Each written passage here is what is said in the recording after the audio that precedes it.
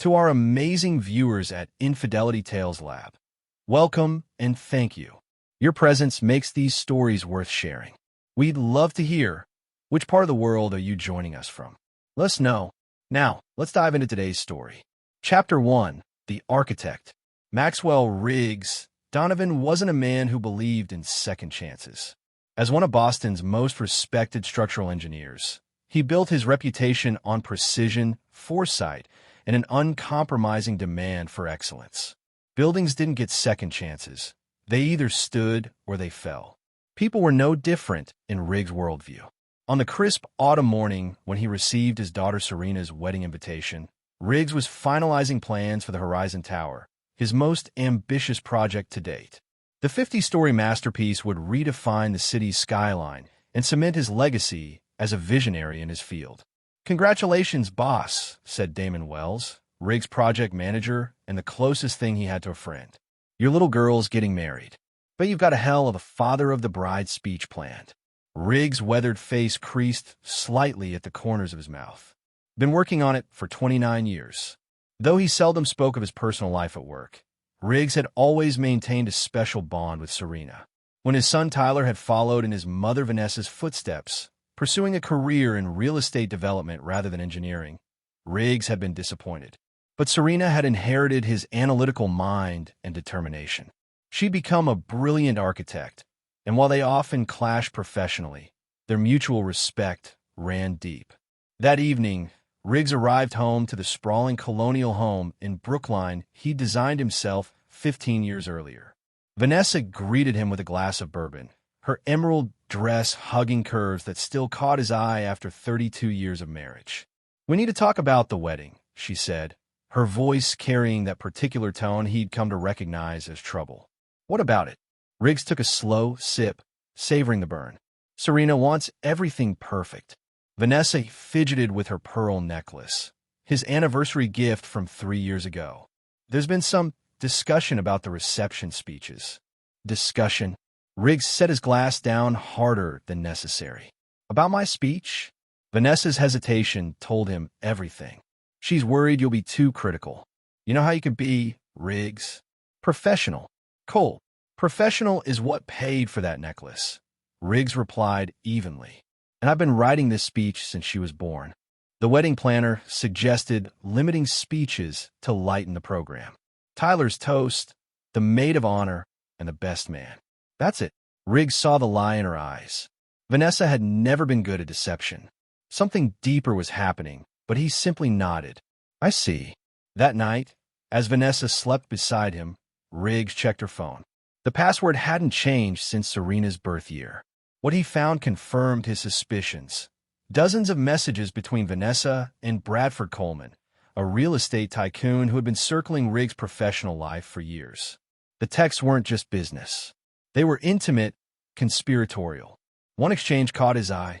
"Vanessa, he'll make a scene if we exclude him from speaking." "Bradford, your husband has controlled the narrative long enough. It's time for a change." "Our change." Riggs placed the phone back precisely as he'd found it. He didn't confront Vanessa.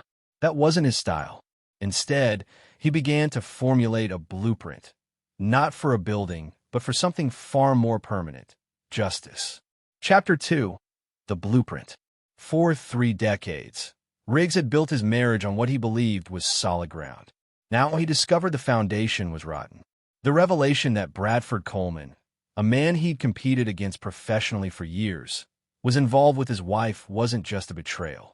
It was a structural failure of catastrophic proportions. Coleman Development had always been the flashy alternative to Riggs' methodical approach.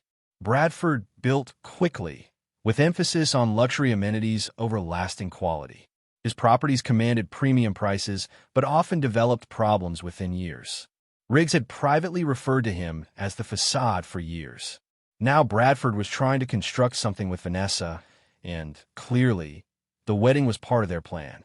The next morning, Riggs began his investigation with the same meticulous attention to detail he brought to his engineering projects. He hired Thomas Klein, a private investigator with a reputation for discretion. "I don't need photos of them together," Riggs instructed. "I need to understand their blueprint. How long has this been happening? Who knows about it? And most importantly, what are they planning? Klein delivered his report within a week. The affair had been ongoing for nearly 2 years, beginning shortly after Bradford had approached Vanessa's real estate firm to market his new properties. More disturbing were the financial implications. Vanessa had been quietly siphoning money from their joint accounts into a separate one. Nearly $3 million had vanished over 18 months. Most revealing was the connection to Serena's fiancé, Alan Pierce. The young lawyer worked for Bradford's company, handling property acquisitions. Their daughter's relationship had been no coincidence. Alan had been deliberately placed in Serena's orbit at a charity function Vanessa had insisted they attend. The final blow came when Klein revealed that Tyler wasn't just aware of the affair. He was actively helping his mother and Bradford, having been promised a leadership position in a new joint venture between Coleman Development and his mother's real estate company. "And my daughter?" Riggs asked, his voice betraying no emotion.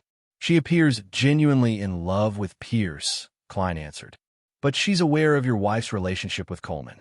She's torn, but her mother has convinced her that you've been emotionally absent for years. The decision to exclude your speech was made after a family meeting you weren't invited to." Riggs nodded and paid Klein his fee plus a substantial bonus. Then he returned to his home office and opened his safe. Inside was a leather-bound journal he'd maintained for decades, a detailed record of every project, every investment, and every contingency plan. He turned to a section he'd hoped never to use, titled simply, Structural Failure Protocol. That weekend, Riggs visited his attorney, Monroe Davidson, an imposing man who'd handled his legal affairs for 20 years. "I need everything ready but nothing filed," Riggs explained. "When I give the signal, I want it all to happen simultaneously." Davidson studied the documents Riggs had prepared. "This is comprehensive. Nuclear, even. Are you certain? When a structure is compromised beyond repair, controlled demolition is the only responsible option," Riggs replied. "Your wife's family has influence," Davidson warned. "The Sullivans won't take this lying down. Let them stand up, then they can fall with the rest." As Riggs left the attorney's office, his phone chimed with a text from Vanessa. "Family dinner tonight.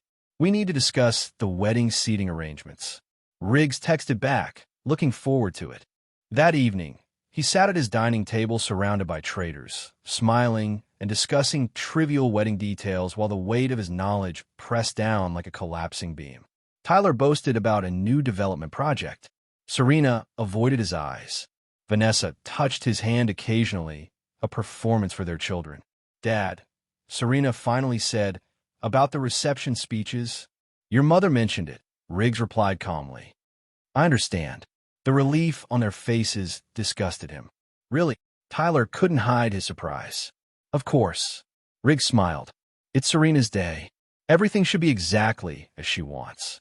Later, as he worked in his study, Serena knocked tentatively on the door. "Dad, are you really okay with not giving a speech?" Riggs looked at his daughter, her dark hair and analytical eyes so like his own.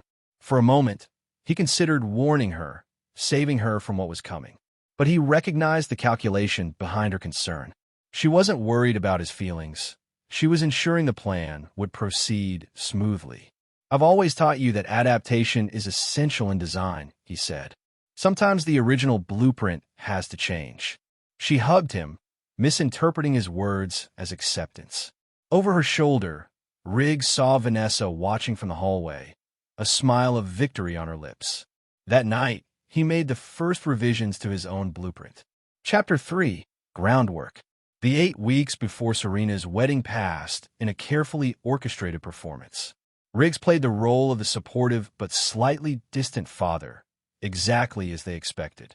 He attended tuxedo fittings, nodded approvingly at flower arrangements, and wrote a check for $175,000 to the Vermont Mountain Resort where the ceremony would take place. "That's considerably more than we discussed," Vanessa remarked when she saw the amount. "Nothing but the best for Serena," Riggs replied. "Besides, I'm not giving a speech. Consider it compensation." Behind this facade of acceptance, Riggs was laying his groundwork. He made 3 key moves. First, he invited Bradford Coleman to his office under the pretense of discussing a potential collaboration. The man arrived with the confident swagger of someone who believed he'd already won. "Riggs, didn't expect to receive your call. Thought you preferred working solo." "Times change," Riggs replied, offering his rival expensive scotch. "We're about to be connected through my daughter and your employee. Seems wise to establish a relationship." Bradford's relief was palpable. He clearly believed Riggs remained ignorant of the affair. "I've always admired your structural precision, even if I find your designs a bit conservative." Conservative builds last centuries. Flashy builds make headlines. They discussed a fictitious joint venture, with Riggs suggesting a significant investment in Coleman's newest development. Bradford left with a handshake and a promise of future discussions, completely unaware that Riggs had recorded every word and sent copies to several of Bradford's investors who had been questioning recent financial discrepancies. Second, Riggs transferred the majority of his liquid assets, nearly $30 million, into accounts that Vanessa couldn't access, protected by a complex legal structure Davidson had established.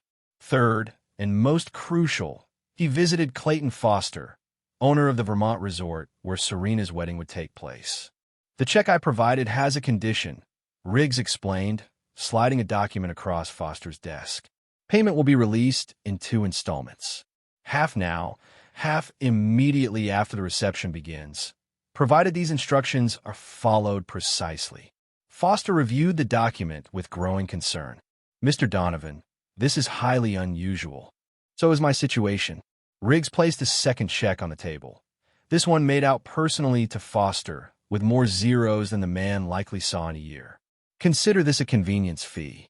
2 days before the wedding, the entire family traveled to Vermont. Riggs noted how Tyler and Vanessa exchanged glances whenever they thought he wasn't looking. He observed how Alan Pierce, Serena's fiancé, deferred subtly to Bradford Coleman, who had arrived with his entourage and taken a suite near the bridal party. That night, as the rehearsal dinner concluded, Vanessa finally revealed what he'd been waiting for. "Riggs, we need to talk," she said, drawing him away from the gathering. In a quiet corner of the resort's terrace, with mountains looming in the darkness beyond, she delivered the blow they'd been planning for months. "We've all decided you shouldn't speak at the reception," she announced, her eyes showing not guilt but determination. "No one wants to hear from you. Your speeches always make people uncomfortable. Serena wants her day to be perfect." For a moment, he let genuine pain show on his face, not because of their decision, but because of the calculated cruelty behind it. This public humiliation had been designed as the first step in a larger plan. Then he nodded and said simply, "Understood." His apparent acceptance seemed to unnerve Vanessa more than any argument would have. "You're not upset? It's Serena's day," he repeated, the phrase becoming his shield. Later that night, he canceled one check, the second payment to the resort, with a single phone call. "Mr. Foster? Riggs Donovan. Implement the contingency plan we discussed. The second payment won't be coming." As he ended the call, he noticed Bradford watching him from across the lobby. Riggs raised his glass in a silent toast. Tomorrow, the demolition would begin. Chapter 4. Structural Collapse. The wedding morning dawned with perfect clarity over the Vermont mountains. Riggs stood on his suite's balcony, overlooking the manicured grounds where white chairs were arranged in precise rows. Workers were putting final touches on a floral arch where Serena would soon exchange vows with a man who was part of the conspiracy against him. At precisely 9:30 a.m., his phone chimed with an incoming message. It was from Davidson, all documents filed as instructed. Sequence initiated. Riggs replied with a single word, "Proceed." He dressed meticulously in his custom-tailored tuxedo, adjusting his cufflinks, platinum, engraved with his initials, a gift from Serena on his 50th birthday. The irony wasn't lost on him. The ceremony proceeded flawlessly. Riggs walked Serena down the aisle, her arm trembling slightly on his. Whether from excitement or guilt, he couldn't tell. He played his part perfectly, answering her "mother and I do" when asked who gives this woman in marriage. He even managed to shake Alan's hand with convincing warmth before taking his seat beside Vanessa. "You're being very mature about all this," she whispered as the vows began. I've had time to reflect on what matters, he replied. The reception began at 3 p.m. in the resort's grand ballroom. 200 guests sipped champagne and admired the extravagant decorations. Riggs noted with professional appreciation the structural elegance of the space. Exposed beams arching overhead, floor-to-ceiling windows showcasing the mountain vista. Tyler gave his toast first, raising a glass to his sister with practiced charm. To Serena and Alan, may your foundation be strong. The architectural metaphor made Riggs smile thinly. His son had always been derivative. The maid of honor followed, then the best man. Riggs sat quietly, nodding at appropriate moments. Vanessa repeatedly squeezed his hand in apparent gratitude for his composure. At 4:47 p.m., exactly as the dessert course was being served, Clayton Foster entered the ballroom with 2 members of his staff. He approached the head table and whispered something to the wedding planner, whose face immediately drained of color. Serena noticed the commotion. What's happening? Within minutes, the whispers had spread throughout the room. Bradford Coleman rose from his table and approached Foster, his expression darkening as they conversed. Then Serena's phone began to ring. And ring again. She checked the screen with growing alarm. Dad, the resort manager says there's a problem with the payment. They're saying the check was canceled. All eyes turned to Riggs, who calmly sipped his champagne. Dad, the panic in Serena's voice was real now. Did you cancel the payment? Riggs set down his glass. I did. The silence that fell over the nearby tables was absolute. Why would you do that? Vanessa hissed, her composure cracking. Structural integrity, Riggs replied. When a foundation is compromised, everything built upon it eventually collapses. Foster approached their table. Mr. Donovan, we need to discuss this immediately. The resort requires full payment, or I'm afraid the reception cannot continue. Serena's face flushed with embarrassment and anger. Dad, fix this. Now. I'm afraid I can't do that, Riggs said, rising to his feet. He addressed not just his daughter, but the entire stunned gathering. I won't be giving a speech today. No one wants to hear from me, after all. But actions have always spoken louder than words. He turned to Foster. I believe our agreement included a second option. Foster nodded uncomfortably. Yes, sir. If the guests wish to continue the reception, individual payment arrangements will need to be made immediately.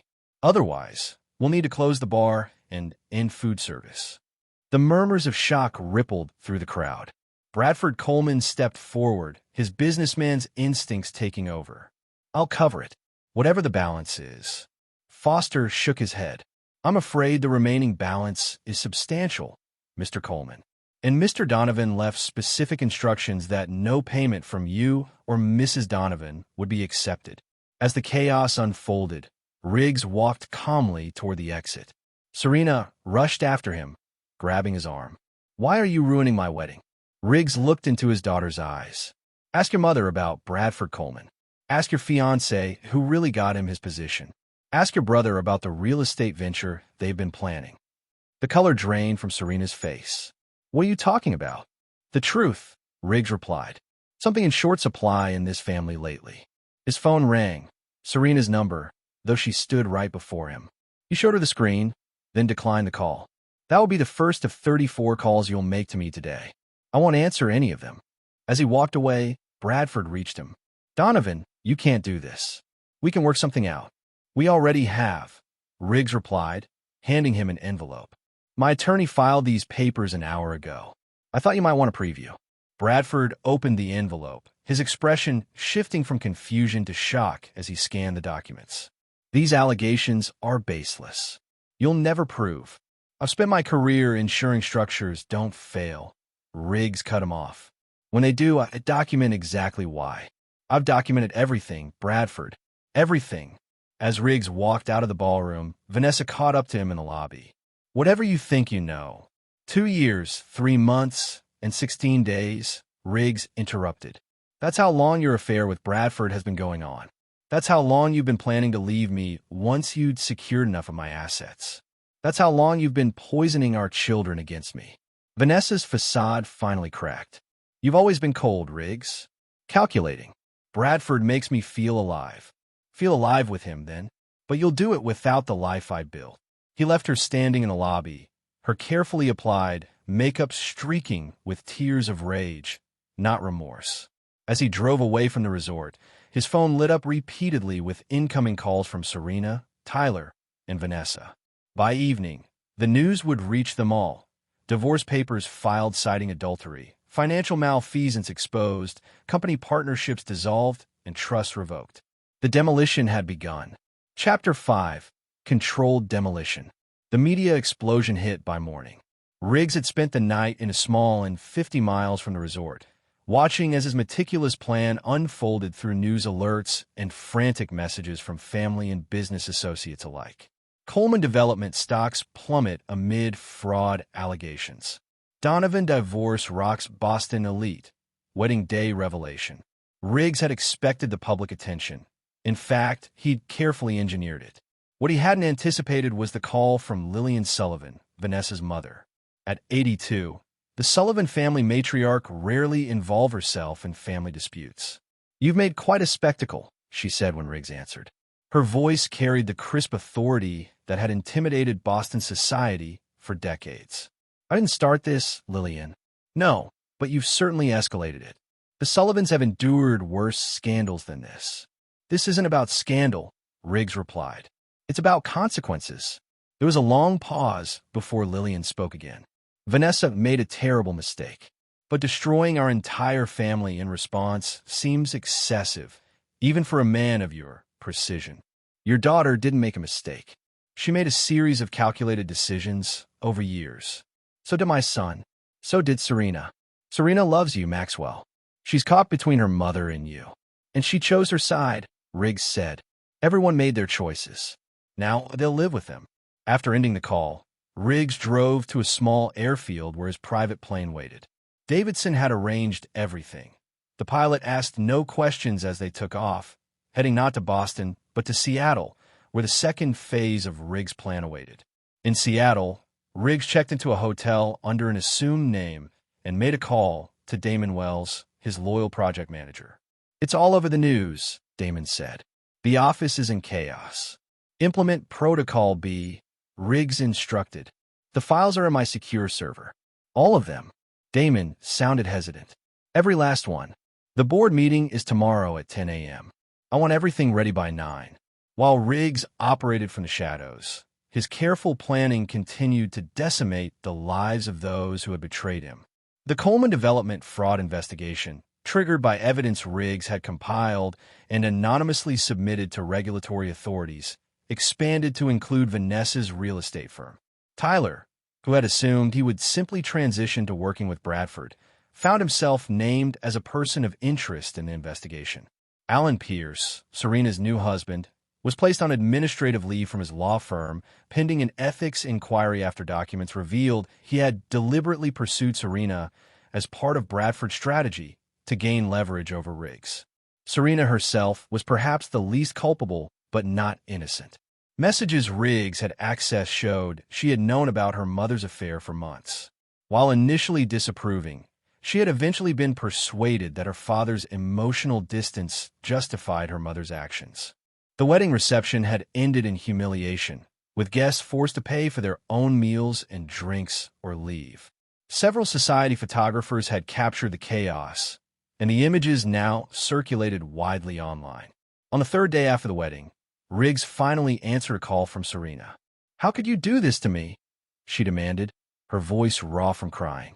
"I didn't do this to you," Riggs replied calmly. "I merely responded to what was done to me. By ruining my wedding? By destroying Mom's business? By getting Alan suspended? By revealing the truth. Something you could have done months ago when you first learned about your mother and Bradford." The silence on the line confirmed what he already knew. "You knew," he continued. "You let me walk you down the aisle knowing what they had planned. I thought you'd be better off eventually. Mom said you were never really happy, that you just went through the motions. And that justified betrayal." Serena began to cry. "Dad, please. We can fix this. Come home. Home no longer exists, Serena. And no, this can't be fixed." As he ended the call, his phone immediately lit up with a message from Davidson. "Phase 3 ready on your command." Riggs typed back, "Execute." That evening, Vanessa Donovan received notice that all accounts connected to her had been frozen due to suspected financial improprieties. The $3 million she had diverted was now inaccessible, locked in legal proceedings that would take years to resolve. Bradford Coleman, facing investor panic and regulatory scrutiny, called an emergency press conference to deny any wrongdoing. The evidence Riggs had compiled, recordings, financial records, and intercepted communications, was delivered anonymously to every major news outlet in Boston minutes before Bradford took the podium. In Seattle, Riggs watched the implosion on television, the same way he sometimes watched controlled demolitions of obsolete structures, with professional detachment and a certain grim satisfaction in the precision of it all. Chapter 6: Aftershocks. 1 week after Serena's wedding, Riggs returned to Boston, not to his home in Brookline, but to the penthouse suite of the Horizon Hotel, one of his earliest successful projects.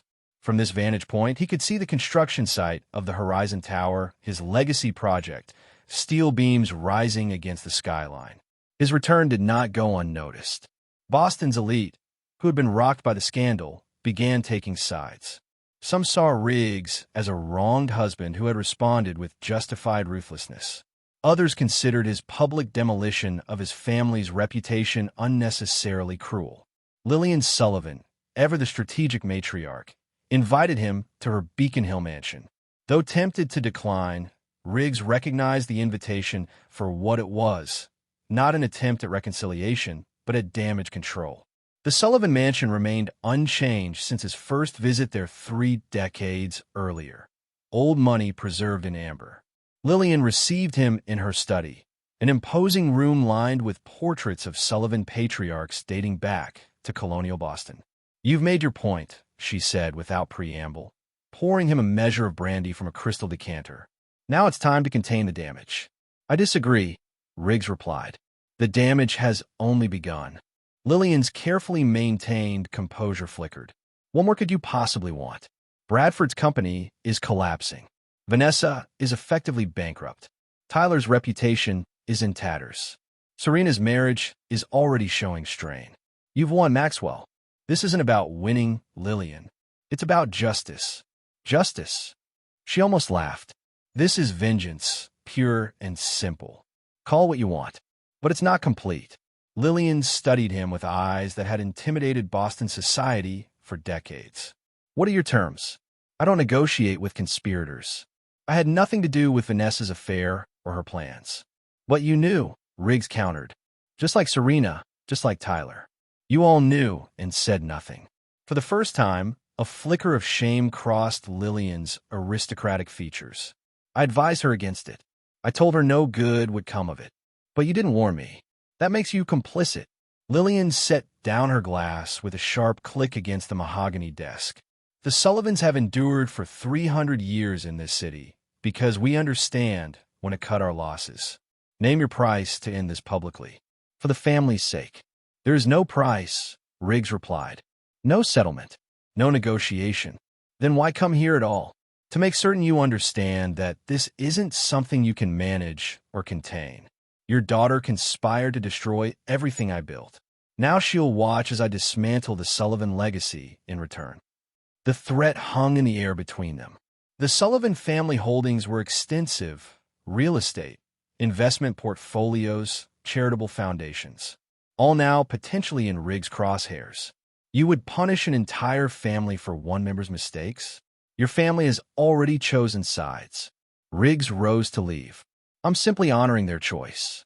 That evening, as Riggs returned to his penthouse, he found Tyler waiting in the lobby. His son looked haggard, the polished exterior that had always come so naturally to him now visibly strained. "Dad," Tyler began, his voice breaking slightly. "We need to talk." Riggs regarded his son impassively. "My attorney handles all communications now." "I'm your son, not a business associate," Tyler protested. "You forfeited that distinction when you helped Bradford and your mother plan against me." Tyler's facade crumbled. "I made a terrible mistake. I thought it would be better for everyone. Mom seemed so unhappy, and Bradford offered me a chance to build something of my own, not just live in your shadow." And that justified betraying your father? No, Tyler admitted, tears forming. Nothing justifies what we did. But Dad, please, this has to stop. The regulatory investigation, the frozen assets, the media coverage, you've made your point. No, I haven't, Riggs replied coldly. But I will. As Tyler realized no apology would suffice, his desperation turned to anger. You're destroying lives. Not just Mom's or Bradford's, but Serena's too. My career is ruined before it even started. Actions have consequences, Riggs said simply. I taught you that from childhood. You chose your actions. Now you'll face the consequences. Riggs stepped around his son and entered the elevator. As the doors closed between them, he saw something shift in Tyler's expression. The final death of hope, replaced by the dawning realization that his father's vengeance would be absolute and uncompromising. Late that night, Riggs received a call from Monroe Davidson. Bradford Coleman tried to leave the country, the attorney informed him. The FBI intercepted him at Logan Airport based on the evidence we provided. And Vanessa? She's attempting to access emergency funds from the Sullivan family trusts. So far, unsuccessfully. Maintain surveillance, Riggs instructed. Phase 4 begins tomorrow. As he ended the call, Riggs walked to the window of his penthouse and gazed out at the city he had helped build, structure by structure. In the distance, spotlights illuminated the rising frame of the Horizon Tower, his masterpiece, designed to stand for centuries. Unlike his marriage, unlike his family, those structures have been built on false foundations, and no engineer could salvage a building once the foundation had failed. Tomorrow would bring the next calculated step in his response. Not revenge. Revenge was emotional, impulsive. This was something else entirely, a precisely engineered collapse. And like all of Riggs' projects, it would be executed with flawless precision. Chapter 7. Cornerstone Removal. Day 14 of Riggs' plan dawned with a series of coordinated actions that sent shockwaves through Boston's business and social circles. First, Donovan Engineering announced a corporate restructuring that effectively removed any project connected to either Coleman Development or Sullivan family interests. Dozens of buildings across the city suddenly lost their structural oversight, a devastating blow in an industry where relationships and reliability were paramount. Second, the Sullivan Family Foundation, the cornerstone of the family's philanthropic image, received notice that their headquarters building, which Riggs had designed and maintained at a token fee for decades, would require immediate and extensive structural reassessment at market rates. Third, and most personally devastating to Vanessa, the children's hospital wing named for her late father, which had been built largely through Riggs' connections and contributions, quietly removed the Sullivan name from its facade overnight.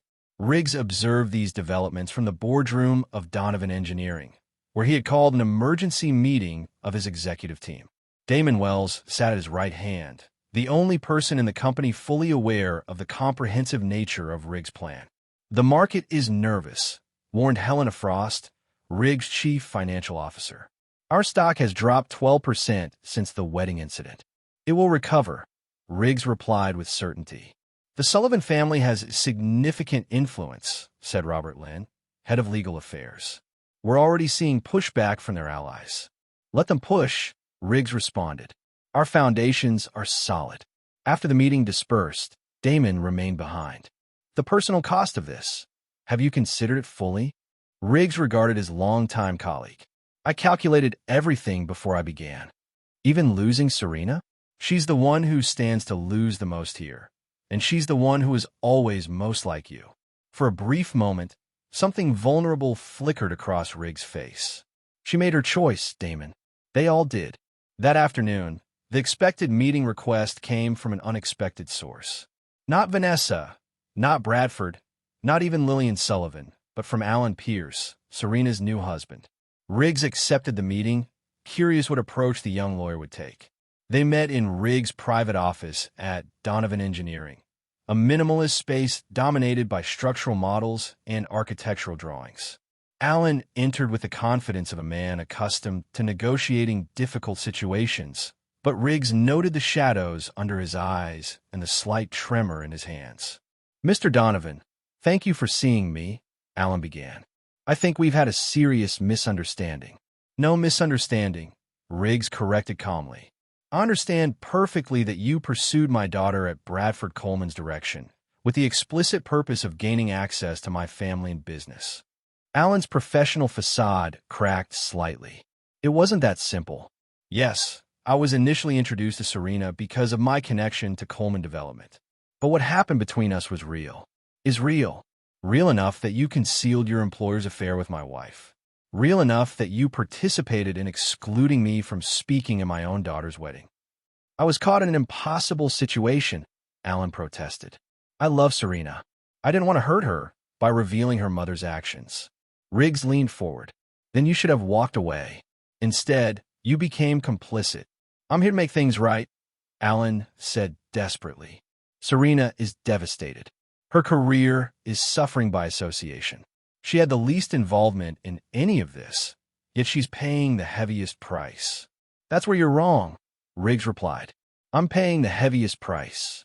I lost my wife, my children, and my trust in one coordinated betrayal. What will it take to end this? Alan asked finally. Not for me. Not for Vanessa or Bradford. For Serena. Riggs studied the young man for a long moment. There is one possibility. Hope flickered in Alan's eyes. Anything. Divorce my daughter. Walk away completely. Return every gift, every advantage you gained through this marriage. Admit publicly that your relationship began as part of Bradford Coleman's strategy against me. The color drained from Alan's face. You can't be serious. That would destroy Serena. No more than her participation destroyed me. Riggs interrupted. Those are my terms. The only ones I'll offer. She loves me, Alan said quietly. And I love her. Then you've both learned a valuable lesson about the cost of betrayal. Love built on deception isn't love at all. It's just another unstable structure waiting to collapse. After Alan left, Riggs received a call from Monroe Davidson. The Sullivan matriarch is mobilizing her contacts. Several of your board members have received calls suggesting a vote of no confidence might be appropriate given recent events. As expected, Riggs replied, implement Protocol D. That evening, every member of the Donovan Engineering Board received an encrypted file containing detailed evidence of their own past indiscretions. Evidence Riggs had systematically gathered over decades as insurance against exactly this type of power play. The threat was implicit but clear. Any move against Riggs would result in mutually assured destruction. By midnight, the attempted coup had been neutralized. The next morning brought news that Bradford Coleman had been formally charged with securities fraud, wire fraud, and money laundering. The evidence Riggs had compiled and strategically released to authorities had proven devastating. As Riggs watched the news coverage from his penthouse, his phone rang with Serena's number for the first time in days. How could you ask Alan to divorce me? She demanded when he answered, her voice raw with emotion. I offered him a choice, Riggs corrected. The same choice all of you had and squandered. Dad, please, Serena begged, end this. We're your family. Family doesn't conspire against family, he replied quietly. Family doesn't exclude family from milestone moments. Family doesn't betray family for personal gain. I made a terrible mistake, Serena admitted, her voice breaking. I thought I was protecting Mom. I thought you wouldn't be hurt if you never knew. But I didn't know, and the fact that you all thought I wouldn't discover it shows how little you understood me. The silence stretched between them. 30 years of father-daughter history cracking under the weight of recent betrayal. I'll never forgive you for this, Serena finally said, her voice hardening. That's your prerogative, Riggs replied evenly. I made the same decision about all of you 2 weeks ago. After the call ended, Riggs stood at his window watching night fall over Boston. In the distance, the skeletal structure of the Horizon Tower rose against the darkening sky, a monument to precision, to careful planning, to uncompromising standards. Tomorrow would bring the final phase of his response to betrayal. Not a restoration. Some structures couldn't be salvaged once compromised, but a complete reconstruction on his terms alone. Chapter 8. New Foundations. 3 weeks after Serena's wedding, The systematic dismantling of everything Vanessa and Bradford had built together was nearly complete. Coleman Development teetered on the edge of bankruptcy, its stock essentially worthless. Vanessa's real estate firm had lost its license pending investigation.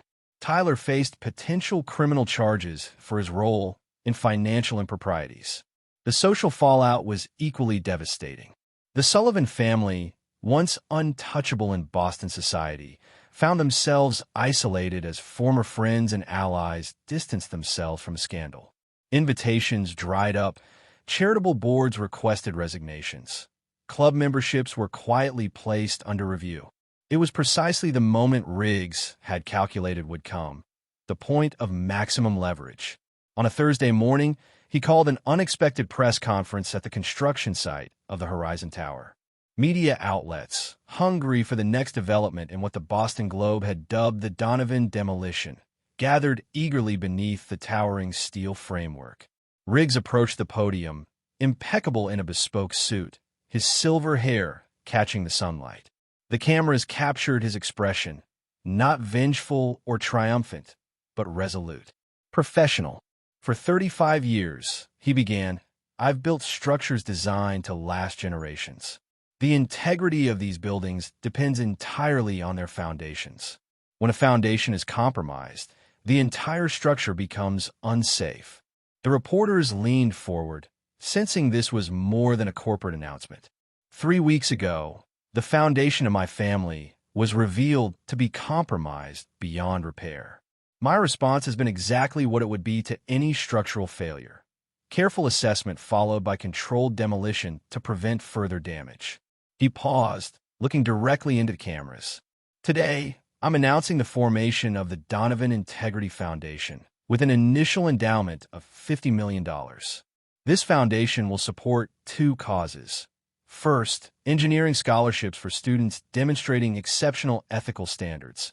Second, resources for individuals rebuilding their lives after betrayal. The announcement sent ripples through the gathered press. This was not the continued vengeance they had expected. I will no longer comment on personal matters related to my former family members, Riggs continued. Their actions and the consequences have spoken for themselves. Instead, I will focus on building something new, something with a proper foundation. As questions erupted from the journalists, Riggs simply nodded once and walked away from the podium, ignoring the shouted queries about reconciliation, forgiveness, and whether this marked the end of his campaign against the Sullivans. Back in his office, he found Damon waiting. Bold move, his project manager commented. The foundation is a masterstroke, redirects the narrative entirely. It's not about the narrative, Riggs replied. It's about legacy. Speaking of legacy, Damon hesitated. Serena came by while you were at the press conference. She left this for you. He handed Riggs a small package. Inside was the silver compass Riggs had given his daughter on her first day of architecture school, along with a note in her precise handwriting. You taught me that true north never changes, no matter how lost you become. I lost my way. We all did. I don't expect forgiveness, but I hope someday you'll remember that I was once worthy of this compass. For a moment, something vulnerable crossed Riggs' face. Then he carefully placed the compass and note in his desk drawer. Will you reach out to her? Damon asked quietly.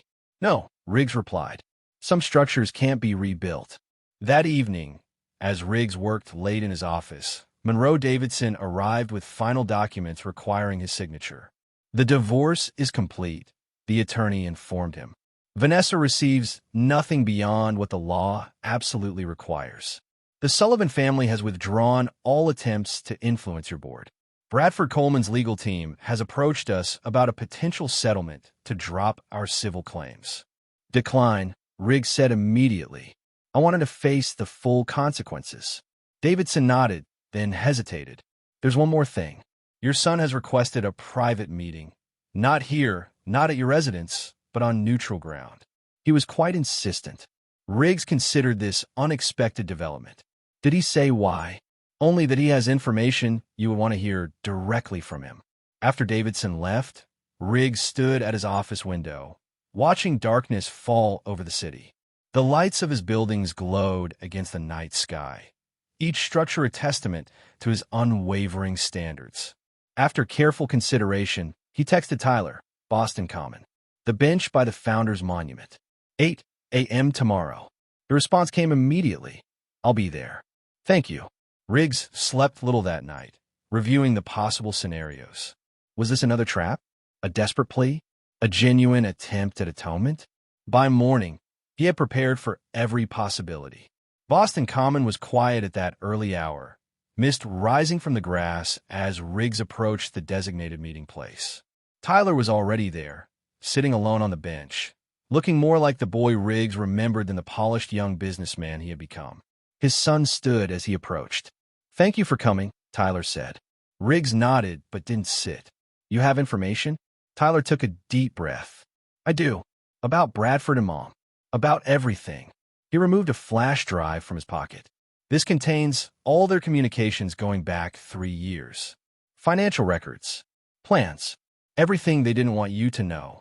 "I already know everything I need to," Riggs replied. "Not everything," Tyler insisted. "You know they betrayed you. You know I helped them, but you don't know why.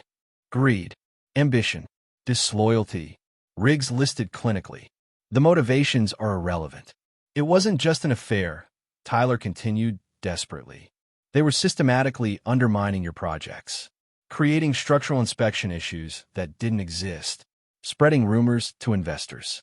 They wanted to destroy Donovan Engineering completely, not just take your money." This was new information, and Riggs felt a cold anger rising. "Explain." "Bradford believed you had deliberately sabotaged his West Side Tower project 15 years ago. The one that had to be extensively redesigned after structural issues were discovered. I reported legitimate structural concerns," Riggs said firmly. "The building would have been unsafe." "I know that now," Tyler admitted. "But Bradford convinced Mom that you had engineered the whole thing to humiliate him, that you'd been deliberately targeting his projects for years. Their relationship began as revenge against you, and it evolved into a plan to systematically dismantle everything you'd built." Riggs took this in silently, the pieces rearranging themselves in his mind. "And you believe this?" Tyler looked down. "I wanted to believe I was protecting your legacy, not destroying it. Bradford convinced me that you had made powerful enemies who were going to bring you down, that this way, at least the family would survive with some assets intact." "Why tell me this now?" "Because I was wrong," Tyler said simply. "Because watching you these past weeks, your precision, your resolve, reminded me who you really are. Not the monster Bradford painted, but the father who taught me that integrity isn't negotiable." Riggs studied his son's face for any sign of deception and found only exhaustion and regret. "This changes nothing," Riggs finally said. "The betrayal remains the same, regardless of motivation." "I know," Tyler replied. "I don't expect forgiveness. But you deserve the truth, and I couldn't live with myself knowing I'd let their lies stand unchallenged." As Tyler turned to leave, Riggs spoke again. "The structural issues in Coleman's Tower 15 years ago, they weren't my opinion. They were fact. The building would have collapsed within a decade." "I believe you," Tyler said quietly. "I should have all along." Riggs watched his son walk away, the flash drive heavy in his hand. He had what he needed now, the final piece of the puzzle, the underlying cause of the structural failure that had destroyed his family. It changed nothing, and yet, as he walked back through the morning mist, Riggs felt something shift within him. Not forgiveness, never that, but perhaps a certain completion. The blueprint of betrayal was now fully revealed. His response would remain exactly as planned. Precise. Comprehensive. Final. Chapter 9. Immovable Structure. 1 year after Serena's wedding, the Boston skyline had been permanently altered, both literally and figuratively. The Horizon Tower had been completed ahead of schedule, its innovative design winning international acclaim. Donovan Engineering had not only recovered from the scandal, but had emerged stronger, with a reputation for uncompromising integrity that attracted premium clients worldwide.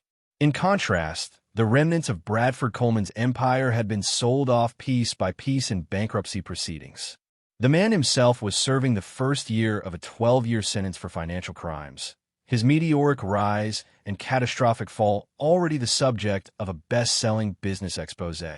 Vanessa had retreated to a modest apartment in Providence, Rhode Island, as far from Boston society as she could manage while remaining in New England.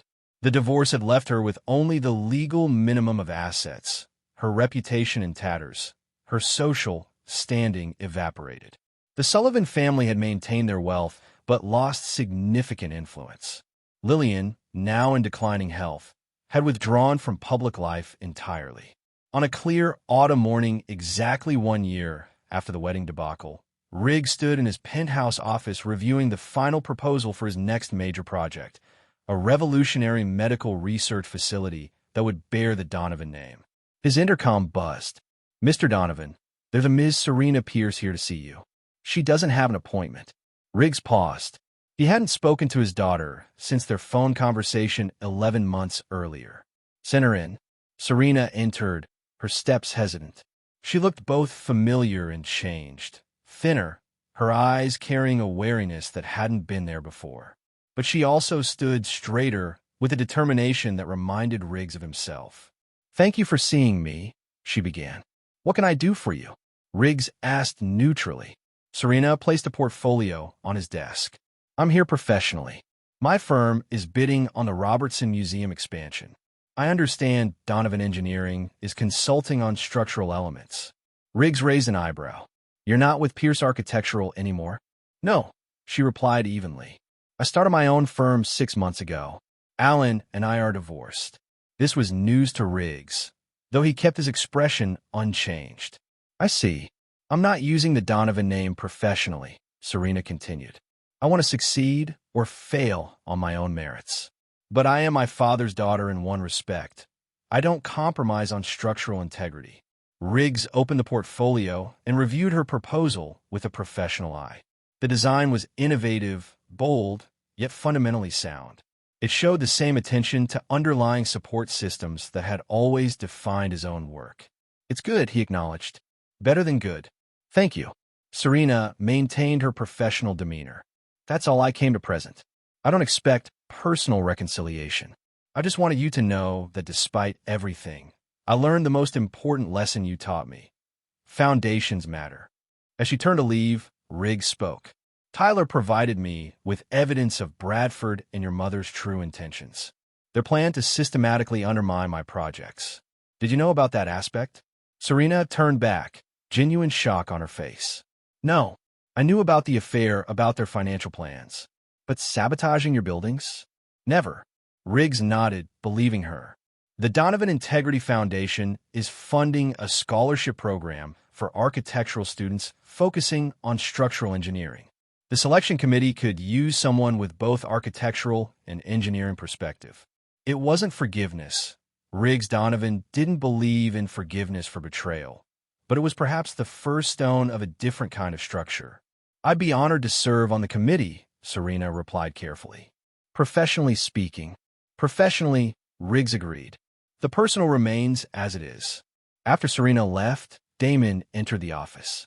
"Was that my daughter's architectural proposal?" Riggs cut him off. "Quite impressive. Structurally sound." Damon nodded, understanding the subtext. "Any others?" "Any contact? Vanessa attempted to reach me through her attorney last month. Something about reconsidering the financial settlement. I declined. Tyler has accepted a position in Seattle with a development firm unconnected to either Coleman or Sullivan interests. We've had no direct contact since his revelation in the park." "And you're satisfied with this outcome?" Damon asked carefully. Riggs turned to the window, gazing out at the city where his buildings stood as testaments to his uncompromising standards. The Horizon Tower dominated the skyline, its silhouette distinctive and unmistakable. Unlike the family he had lost, these structures would endure for generations. "Satisfaction isn't relevant," he replied finally. "I identified a structural failure, implemented the appropriate response, and rebuilt what could be salvaged. The rest was unsalvageable." "Some might call that cold," Damon observed. "Some might call it precise," Riggs countered. "I can work with Serena professionally. I can acknowledge Tyler's eventual honesty. But trust, once broken, cannot be fully restored. That's not emotion, it's engineering. Later that evening, as Riggs reviewed the day's work in his penthouse, his phone chimed with a message from Serena. Committee meeting scheduled for November 15th. Professional opportunity only. Boundaries understood and respected. He replied with characteristic brevity. Confirmed.